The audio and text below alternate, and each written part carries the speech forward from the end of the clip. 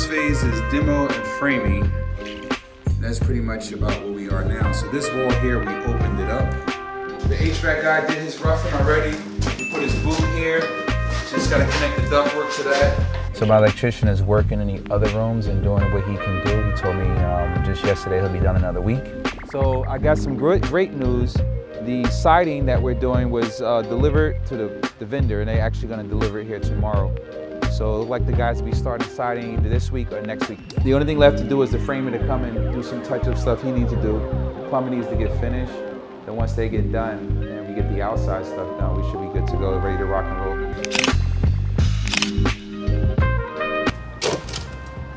Happy Easter, everybody. Now we're here on site, Easter weekend. Trying to push forward to get this project done.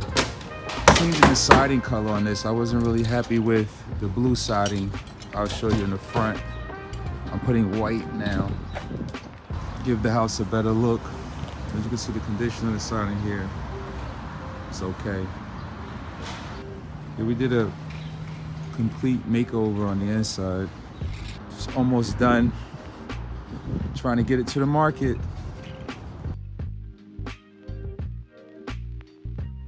All right, guys, we're actually on the road today.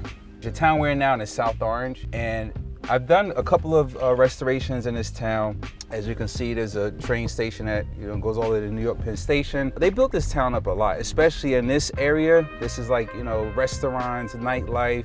They have the jazz bands and stuff that come out. It's like multicultural, so it's really good, hot and happening place to be. I like doing restorations here. The property values are really great, and they hold a value. There's a lot of colonial, Victorian, different and Tudor style houses, and it just complements the area.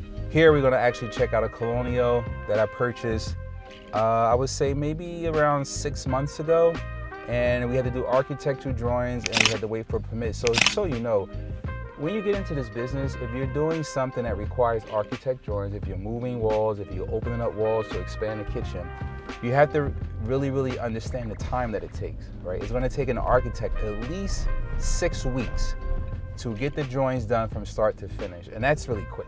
Right? I know some architects would take months, and mainly that's on single family projects that people are building from the ground and moving in because they want it to be specific and detailed.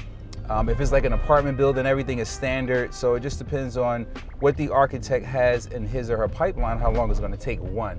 But for me, the average time to get my plans turned around, and this is with my foot on the neck of the architect, pressure, is about 6 weeks.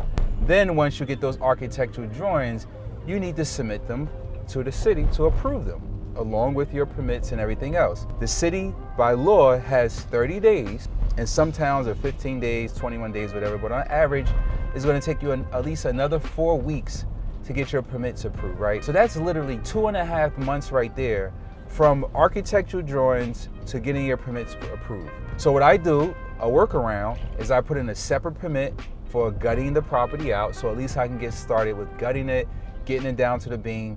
And in fact, that's something that you should do first, because in fact, the architect actually sometimes, more than often, needs to see the walls are open, right? They need to see the walls open so they can see the beam, see the condition of the beam, so they can do the plans accordingly.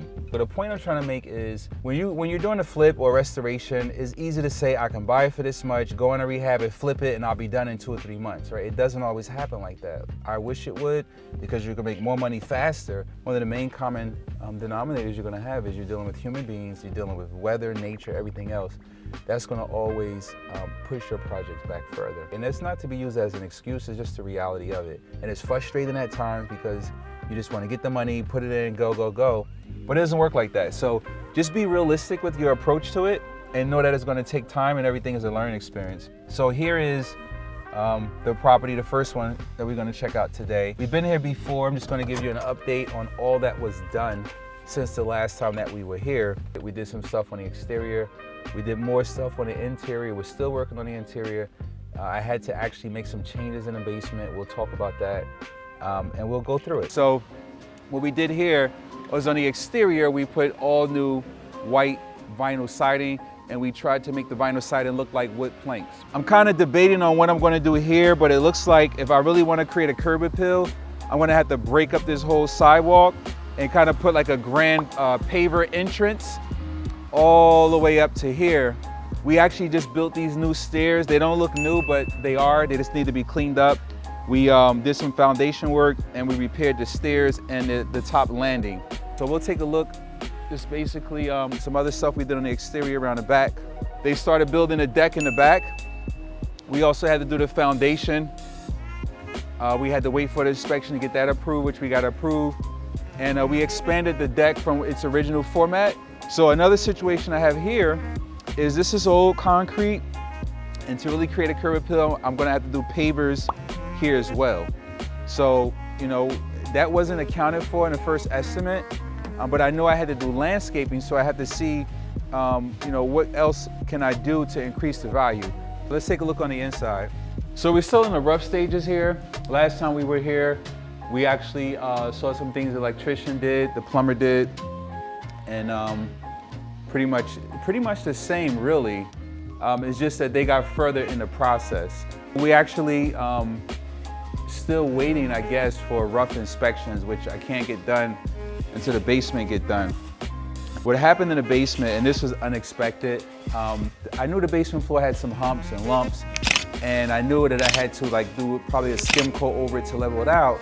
But really, when we started really working in the basement and we noticed that the foundation really wasn't any good in the basement, meaning that when they started to do framing, it was too many pitches. So what we did was we had to remove the framing, we broke up the entire basement floor. Now I had to pour a whole new cement floor in the basement, which, you know, in all wind up costing me about $5,000 more.